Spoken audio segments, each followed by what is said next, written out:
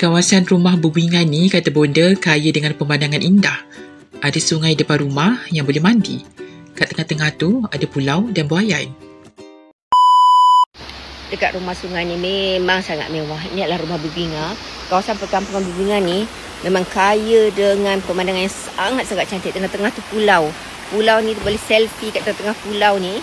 Ada buaian tengah pulau dan mandi dekat tepi sungai ni depan rumah macam ni cantik. Memang cantik.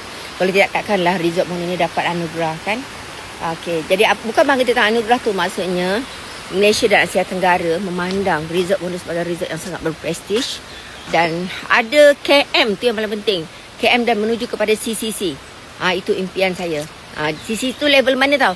Level Genting Highland. Dan Bonda pernah mendapat satu pujian daripada landscape negara. Mengatakan Resort Bonda ni dia punya landscape grade AAA.